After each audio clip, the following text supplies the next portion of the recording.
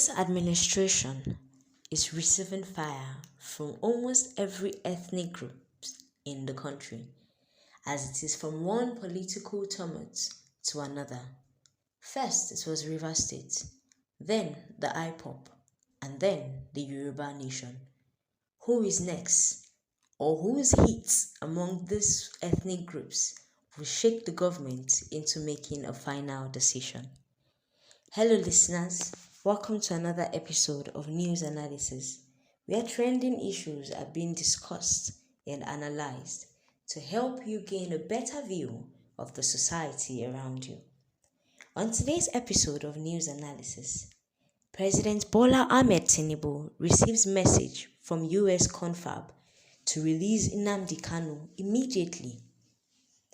What brought about this change and this urgent order? At the 2024 Annual Convention of the American Veterans of Igbo Descent, AVID, in Charlotte, North Carolina, USA, notable features such as Bianca Ojukwu, widow of Biafran leader Dim Chukwuemeka Odumegwu Ojukwu, and the former Senate Minority Leader Eyinaya Abaribe, reiterated their demand for the release of Nnamdi Kanu, the detained leader of the indigenous people of Biafra. This meeting that held in North Carolina, USA, ushered in a lot of notable people who spoke on behalf of Nnamdi Kanu.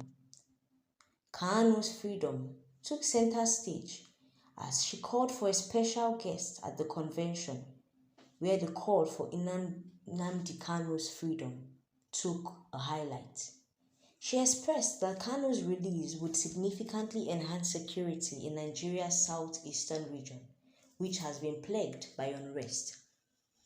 In recent happenings, the people of Anambra have come out to complain that the violence and the instability in the state is as a result of Kanu's capture, and that if indeed they want peace in Anambra State and other southeastern region in the country, Nnamdi Kanu must be released.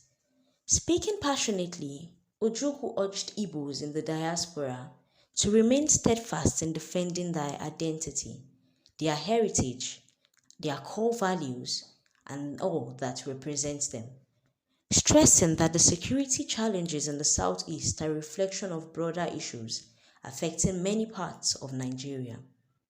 Ojukwu highlighted the growing concerns over rising insecurity in Igbo communities.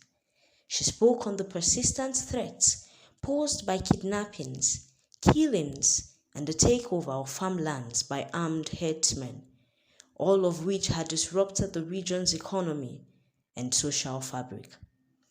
In her address, she called on the 5 governors of the Southeast to unite and take strong hold. They should come together and be more stronger and coordinated to address the rising insecurity. She warned that the continued instability posed an existential threat to the future of the region. She also noted that some criminal elements within the region had taken advantage of the separatist agitation to carry out heinous crimes, further complicating the country's stand. In her address, she also added that these governors have to come together to fight for the people. She called on these 5 governors to put aside differences and fight for the good of the people.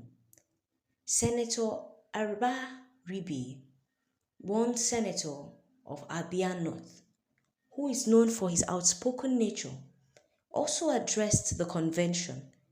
He linked the derogatory statements of the past political leaders to this event, stating that that is one of the reasons why Kanu is still in prison.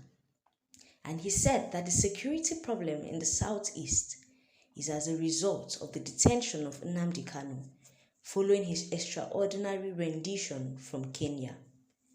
Abaribe questioned why the southeast remains one of the most heavily policed regions in Nigeria, with numerous and many police officers and army checkpoints. Yet, it continues to suffer from rampant insecurity. He urged that if the government and security agencies were genuinely committed to solving these problems, insecurity could be significantly reduced across the country. The theme for the 2024 convention was Stand Up for Your People, and it focused largely on the challenges facing the Igbo homeland, particularly the insecurity engulfing the southeast. The event gathered critical stakeholders, including the U.S. military veterans of Igbo descent, industry leaders, academics, and government representatives from North Carolina. It provided a platform for dialogue and the exchange of ideas aimed at advancing the welfare and development of the Igbo region. The call for Nnamdi Kanu's release continues to resonate strongly among the Igbo community, both at home and abroad, as they seek peace and security for their people amidst the growing uncertainty in the region. Join us for more episodes of news analysis as we dissect current happenings around us.